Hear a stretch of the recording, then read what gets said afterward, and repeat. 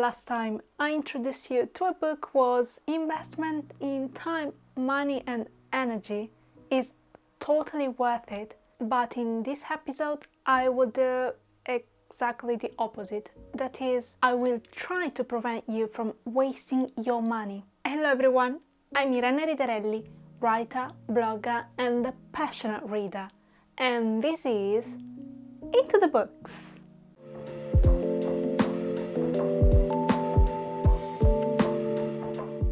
The chances of me not finishing some sagas or even worse, returning a book are very slim. And the book I will tell you about today is one of those I couldn't finish. Before I get into today's episode, I want to make one thing clear. What I'm about to tell you is just my humble opinion. That doesn't mean that even if I didn't like this book, you shouldn't read it or give it a chance. My intention is just to share with you my experience of how I came to buy this book. I just got carried away by some of the reviews that, when I think about it, were not that accurate or understandable. But if this novel still has your attention after today's episode, please go for it. Without further ado, let's get started. Juliet is a 17-year-old girl who has to live with a huge burden. If she touches people, they die. All her life she has been bullied, mistreated and ostracized. Her parents, unable to bear the situation, locked her up in a mental institution when she was 14. Since she was a child, Juliet did her best not to be a nuisance and not to be forced to leave one school after another.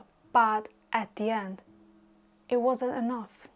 Her parents' decision was all the more painful because it meant leaving Adam, the only person who had always protected her from the meanness and aggression from others. After 3 years without seeing Adam, she's completely bewildered when she's assigned a roommate and finds Adam right in front of her. She believes he has forgotten her, but when they are both transferred to a sort of military base, she discovers the truth about some crucial facts. The one who reveals them to her is none other than the ruthless Aaron Warner, Commander-in-Chief and Regent of Sector 45. It is he who orders Juliet's release in order to use her as a weapon of mass torture. Juliet is horrified of Warner's wickedness and wants to end her life because she didn't want to be used as a weapon to inflict pain to others. But Adam asks her to endure a little bit more and promises her that they will run away together in a few weeks. So she has no choice but to wait a few more days for him to keep his promise. Adam and Juliet rediscovers the feeling that, for various reasons, they had been forced to repress.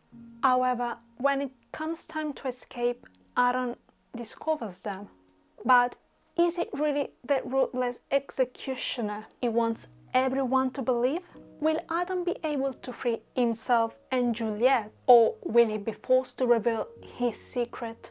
I had really high expectations for Tarem Mafi's Shatter Me, but unfortunately they were not met. The style of the book, which has a poem-like structure, did not convince me. Plus I found the plot slow and boring at times. Juliet is a flat character and too prone to self-pity, which in my opinion ties the reader.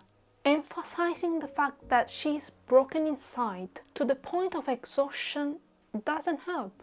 When I was reading this book, I had the feeling as, instead of going into the story, I was looking through the keyhole and could only see straight through that narrow space, without the possibility of seeing the other nuisance that all stories must have. There are parts that, in my humble opinion, are written too harshly and with some major plot holes. When I decided to dabble in the dystopian genre, I was glad I chose this novel. But unfortunately, I am very disappointed. And honestly, I don't feel like promoting or recommending it. Thank you for joining me to the end of today's episode. I hope you enjoyed it all. Please let me know if you have already read this book and leave your comments or opinion about it below. I would love to read them. As usual, I'll see you next week.